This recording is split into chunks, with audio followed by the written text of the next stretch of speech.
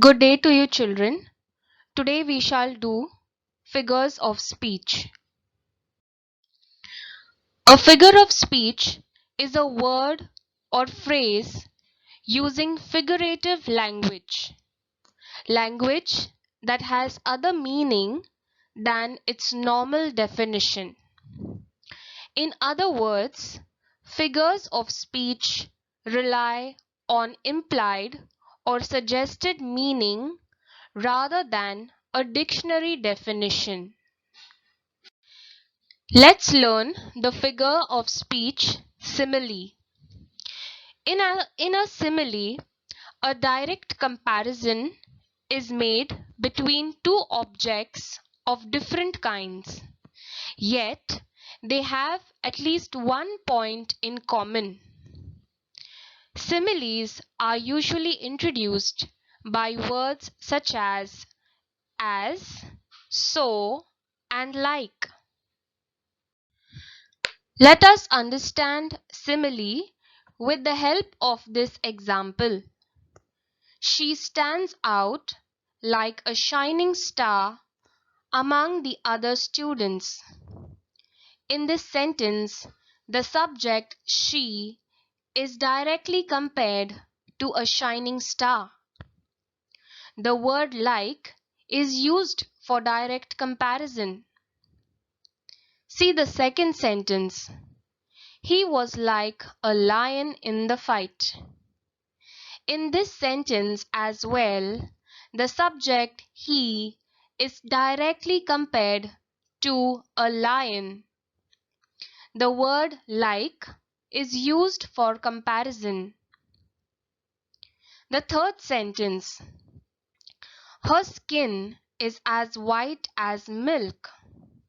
Here, the words her skin is directly compared to being white as milk. The word used for comparison is as. So therefore, we come to understand that a simile is a direct comparison between two different objects. Metaphor. Let's understand metaphor now. Here, there is an indirect comparison between two objects of different kinds. But unlike the simile, where one thing is said to be like another, in a metaphor, it is taken for granted or states that one thing is the other. That is, in a metaphor, both the different objects are said to be one and the same. Let's understand metaphor with the help of these two examples. The first sentence, idleness is the rust of the soul. Here, it is taken for granted that idleness and the rust of the soul are not two things but one. Therefore, here an indirect comparison is made between idleness and the rust of the soul. Hence, this sentence is a metaphor. See the second sentence. Life is a dream. Here as well, it is taken for granted that life and dream are not two things but one. Here also there is an indirect comparison between life and dream. Hence, this sentence also is a metaphor. Therefore, what did we learn about metaphor? A metaphor is an indirect comparison between two unlike objects. The next figure of speech is alliteration. Here, the words starting with the same sound is present in the sentence. That means the starting sound of a word is repeated. For example, look at sentence 1. The bright bird flew. In this sentence, the sound of the letter B is repeated.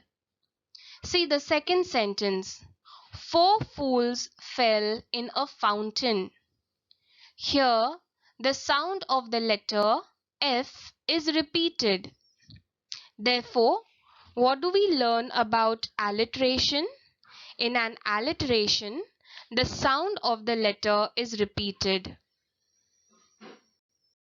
Next, we have the figure of speech, repetition. Here, the same word is repeated more than once in the same sentence. For example, look at sentence 1. Trees fell upon trees. Here, the word trees is repeated. The second sentence. Round and round the little boy ran. Here as well, the word round is repeated. Therefore, in a repetition, words or phrases or a line is repeated for poetic effect. Personification. Here, objects without life and abstract ideas are spoken of as having life, that is, having the qualities of human beings. For example, look at the first sentence. The hills rejoice and clap their hands. In this sentence, the hills are given human quality of rejoicing and clapping their hands. Hence, this sentence is a personification. See the second sentence. The tree stretches her arms towards heaven. In this sentence, the tree is given the human quality of stretching her arms. Therefore, this line is a personification. The third sentence. Dancing and whistling the leaves went. Here, the leaves are given human quality of dancing and whistling. Thus, this line too is a personification. Now let's learn the figure of speech, apostrophe. In an apostrophe, a direct address is made to a dead person. For example, look at this sentence. O Gandhiji, look at the state of the nation.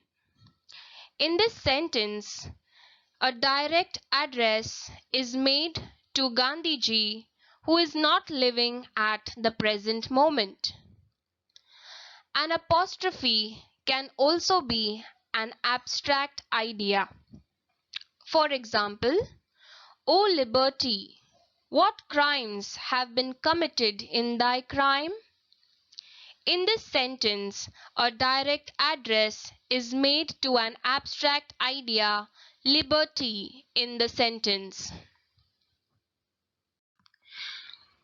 In an apostrophe, a direct address is also made to a non-living thing.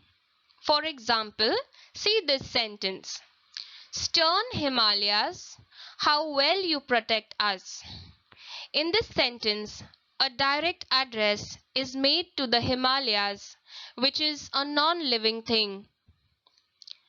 An apostrophe can also make a direct address to a person who is not present at the particular place. For example, O Finance Minister, look at the economic condition of the country. In this sentence, a direct address is made to the finance minister who is not present with the person who is speaking. Now let's learn about antithesis.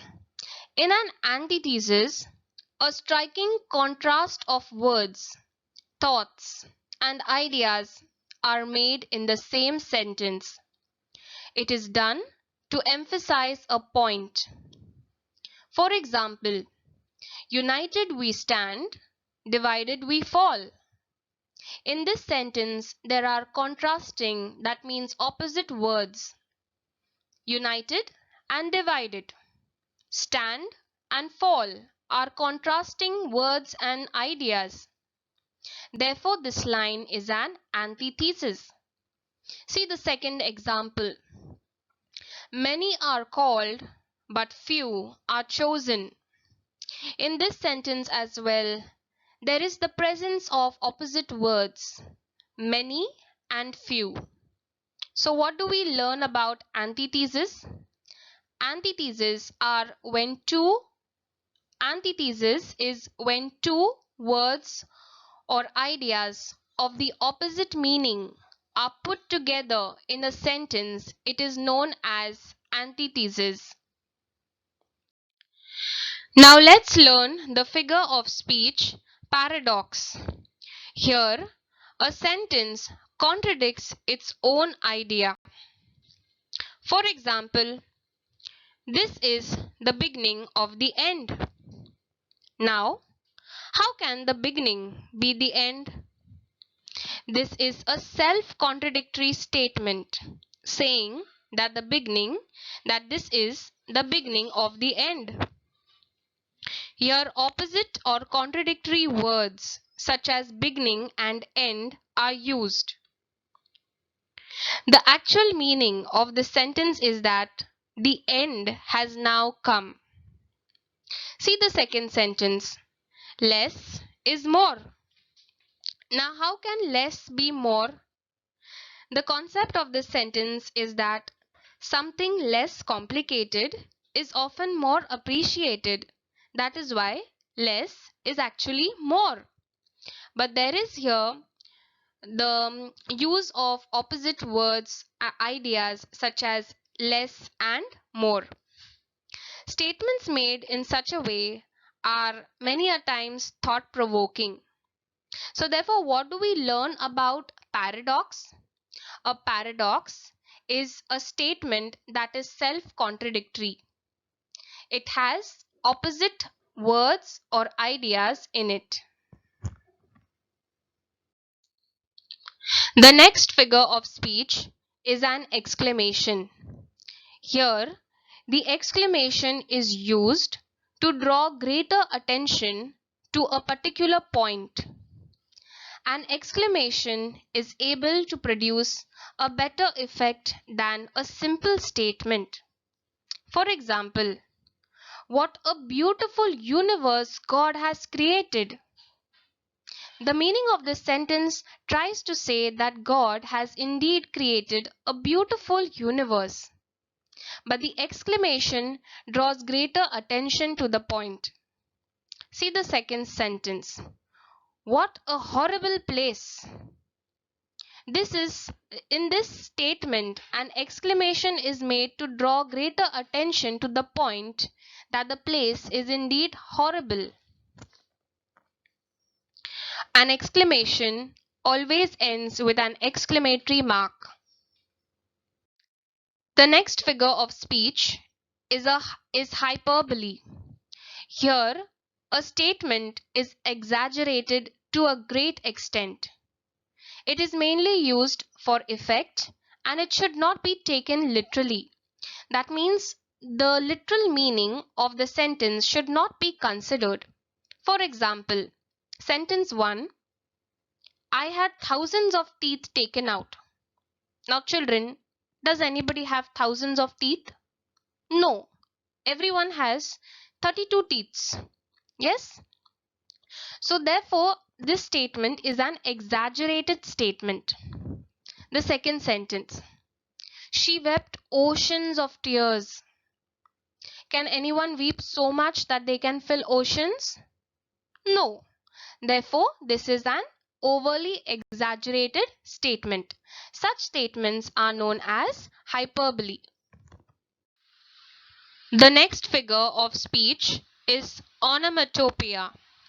Here, words referring to the sound of a particular thing are used in a sentence. For example, sentence 1. The hissing snake struck. Here the word hissing refers to the sound made by a snake. In the second sentence, the door creaked open. The word creaked refers to the sound made by the door. Hence, these sentences are examples of onomatopoeia.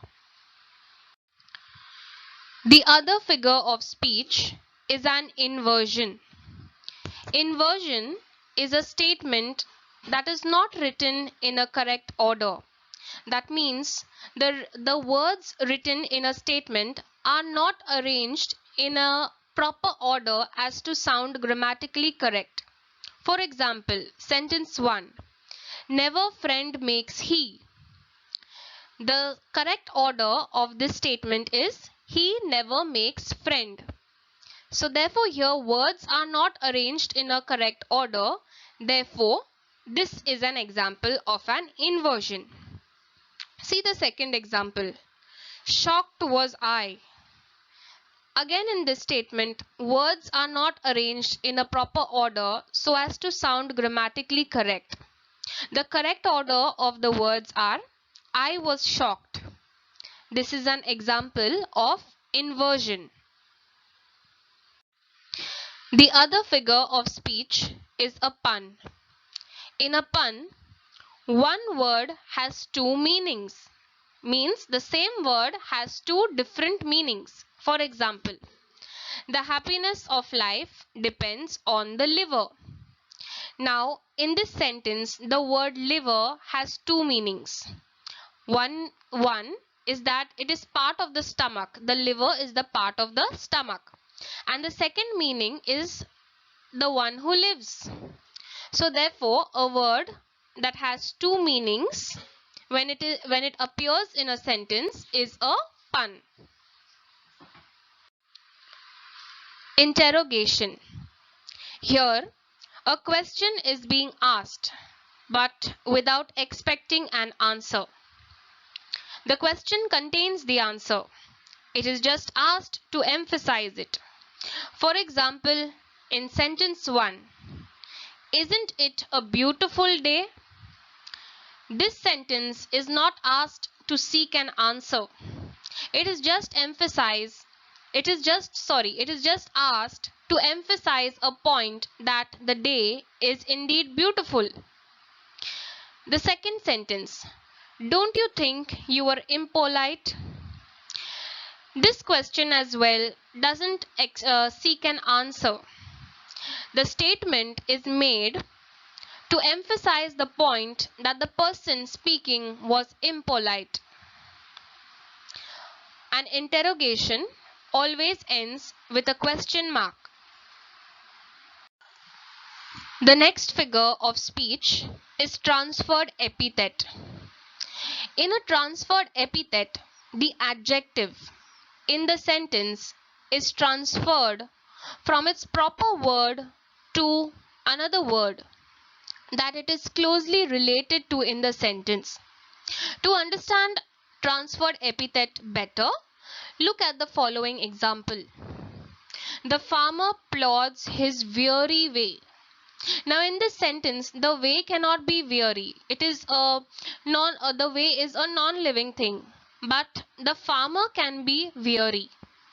So therefore, in this sentence, the adjective weary, which should be basically used for the farmer, instead it is used with the noun way. Thus, it is transferred. The adjective is transferred from the noun farmer to another noun, which is way. Therefore, such a kind of figure of speech is called transferred epithet. Euphemism. In this figure of speech, a harsh or disagreeable statement is made in an agreeable manner so as to reduce the harshness of the fact. For example, in the first sentence, he is no more with us means he is dead. The euphemism he is no more with us is used so as to reduce the harshness of the fact of the statement that he is dead. In the second example, you are telling me fairy tales, which means you are telling lies. The euphemism "you are telling me fairy tales" is used so as to reduce the harshness of the fact of the statement that the person mentioned is telling lies. So what did we learn in euphemism? A disagreeable or harsh statement is made in an agreeable manner to reduce the harshness of the fact of the statement. Tautology. In this figure of speech, two words having the same meaning are used in the same sentence. For example, he dwelt in lonely isolation. In this sentence, the word lonely and isolation have a similar kind of meaning. Therefore, this is an example of tautology. The second sentence, I apologize because I am very sorry that I broke your bowl. In this sentence, the word apologize and sorry have a similar meaning. Therefore, this is an example of tautology. So what did we learn in tautology? Two words having the same meaning are used in the same sentence. Okay, children, with this we come to the end of the topic of figures of speech. The notes of this topic will soon be given to you. This was all for now. Thank you and take care.